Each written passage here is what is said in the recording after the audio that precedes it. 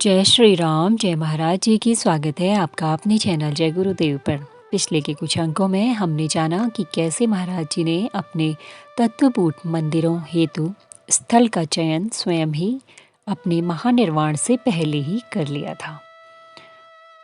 आगे के अंकों में हम जानने जा रहे हैं कि कैसे महाराज जी की इन मंदिरों में महाराज जी की मूर्ति का निर्माण और प्रतिष्ठापन का कार्य हुआ।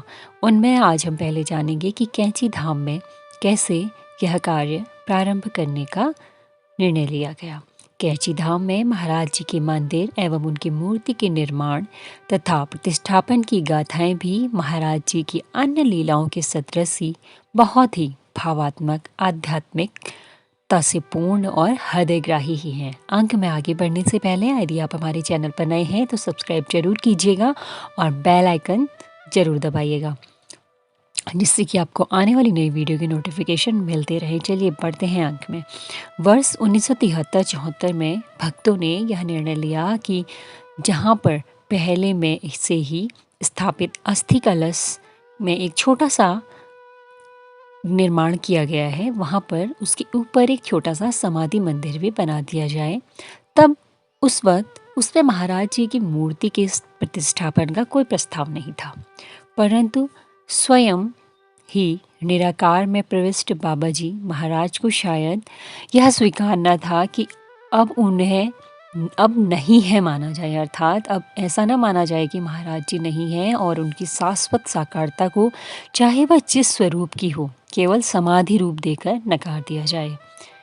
महाराज जी की तो कुछ और ही मनसा थी, इसलिए उन्हीं की प्रेरणा से बिना किसी योजनाबद्ध कार्यक्रम के तथा मंदिर के रूप स्वरूप के लिए बिना किसी नक्शे आदि के वर्ष 1975 में श्री सिद्धि माँ की देखरेख में समाधि कलश के ऊपर बाबा जी महाराज का मंदिर बनना प्रारंभ हो गया और देखते देखते ही बनते बनते मंदिर ने स्वयं ही जो उसका वर्तमान स्वरूप है वह ले लिया।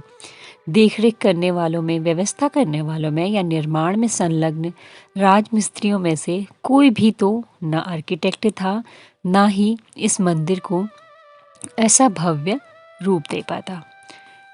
मानो लग रहा था कि स्वयं महाराज जी ही इस मंदिर के आर्किटेक्ट हैं।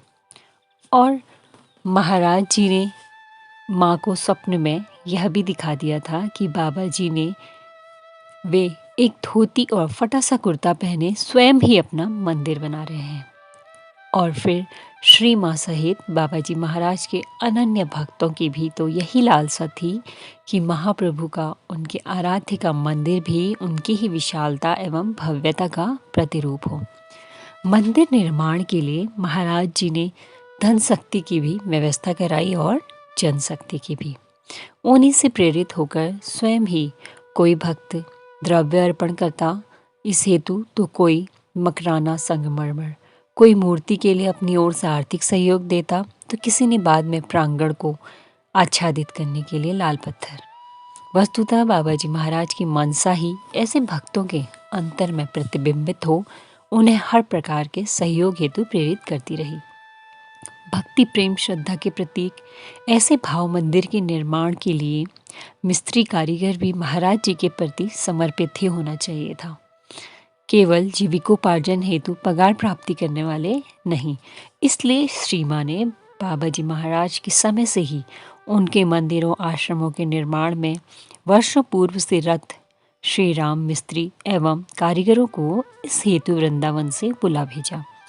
और महाराज जी द्वारा प्रेरित हो ये लोग भी पहाड़ों की यानी कि कैंची धाम, जो कि नैनीताल जिले में स्थित एक जगह पर है, उस गांव की कठिन परिस्थितियों में रहने हेतु और इस सेवा हेतु पूर्णतः समर्पित हो आ गए।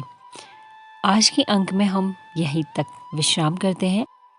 मिलते हैं अगले अंक में नई वीडियो के साथ, जिसमें हम देखेंगे कि आगे के मंदिर का निर्माण कार्य किस प्रकार चलता रहा। जय श्री राम, जय महाराज जी की।